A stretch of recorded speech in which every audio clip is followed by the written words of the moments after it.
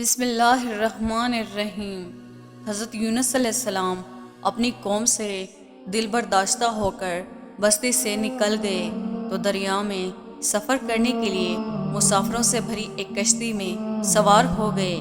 جب کشتی دریا کے درمیان پہنچی تو ڈگمگانے لگی اور قریب تھا کہ وہ ڈوب جائے۔ ملاحہ نے کہا کہ کوئی ایسا مسافر کشتی میں سوار ہے جو اپنے مالک سے بھاگ کر آیا ہے، جب تک وہ کشتی سے نہیں نکلے گا کشتی کنارے پر نہیں پہنچ سکے گی۔ کشتی میں سوار افراد میں سے کوئی بھی اپنے آپ کو مالک سے بھاگنے والا تصور نہیں کر رہا تھا۔ آخرکار مسافروں نے آپس میں مشورہ کر کے یہ طے کیا کہ قرآن اندازی کر لیتے ہیں، جس کے نام کا قرعہ نکلے گا اسے دریا میں پھینک دیں گے تاکہ باقی مسافر اپنی منزل تک پہنچ سکے۔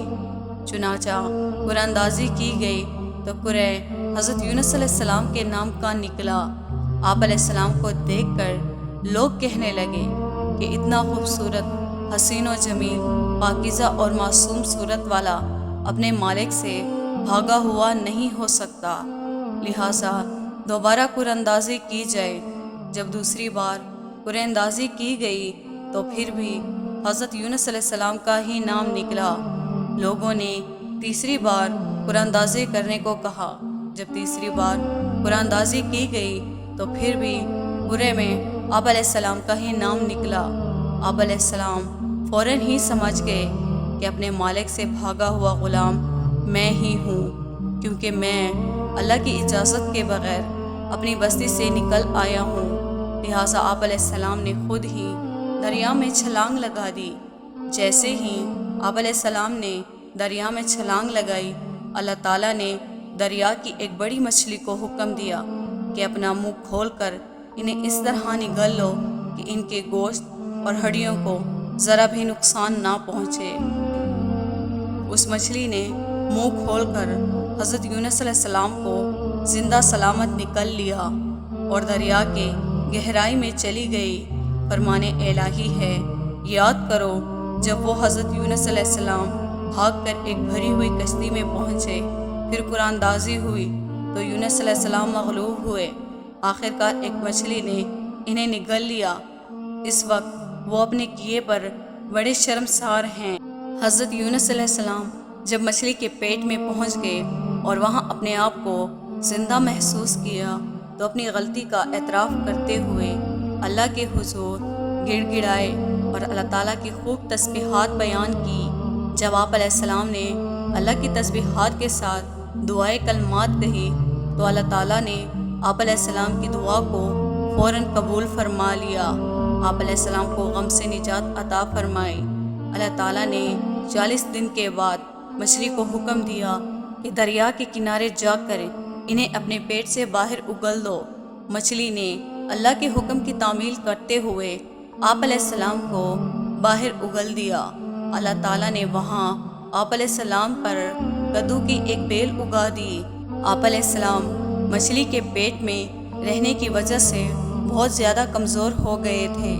آپ علیہ السلام کا جسم نرم پیلا ہو گیا تھا۔ اسی حالت میں اگر آپ پر ایک مکھی بھی بیٹھ جاتی تو آپ علیہ السلام اس کی تاب نہ لا سکتے تھے۔ کدو کی بیل کے پتے جوڑے ہونے کی وجہ سے سایہ گنا تھا، اس کے قریب مکھی نہیں آتی۔ اس کے ساتھ ساتھ آپ علیہ السلام کے لیے ایک دودھ دینے والی ہرنی کو پابند کر دیا جو صبح شام آپ علیہ السلام کو دودھ پلانے آیا کرتی تھی، یہاں تک کہ آپ علیہ السلام بالکل تندرست ہو گئے۔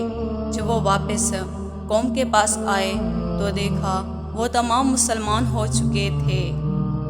فرمان الہی ہے، بس اگر وہ اللہ کی پاکی بیان کرنے والوں میں سے نہ ہوتے تو لوگوں کے اٹھائے جانے کے دن قیامت تک اس مچھلی کے پیٹ میں ہی رہتے۔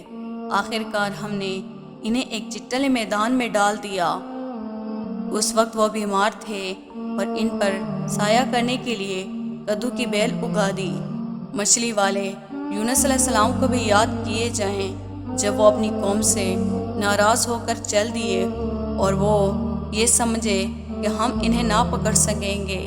آخرکار انہوں نے اندھیرے میں اپنے رب کو پکار کے کہ اے الہی، آپ کے سوا کوئی معبود نہیں، آپ تمام عیبوں سے پاک ہیں، بے شک میں ہی قصوروار ہوں۔ ہم نے ان کی دعا قبول کر لی اور انہیں غم سے نجات عطا فرمائی، اور ہم ایمان والوں کو اسی طرح نجات دیا کرتے ہیں۔ بس آپ اپنے رب کے فیصلے تک صبر کیجئے اور مچھلی والے یونس علیہ السلام کی طرح نہ ہو جائیں جب انہوں نے اپنے رب سے دعا مانگی، اسی حال میں کہ وہ غم سے بھرے ہوئے تھے۔ آپ علیہ السلام کو کدو بہت زیادہ پسند تھا۔ آپ علیہ السلام کھانے کے برتن میں اسے تلاش کر کے کھایا کرتے تھے۔ فرمان الہی ہے، لا الہ الا انت سبحانک انی کنت من الظالمین۔ اے اللہ، آپ کے سوا کوئی معبود نہیں، آپ ہر عیب سے پاک ہیں، بے شک میں ہی ظلم کرنے والوں میں سے ہوں۔ رسول صلی اللہ علیہ وآلہ وسلم نے فرمایا، جو شخص بھی کسی معاملے میں اللہ تعالیٰ سے ان الفاظ کے ساتھ دعا مانگتا ہے تو اللہ تعالیٰ اس کی دعا قبول فرما لیتے ہیں۔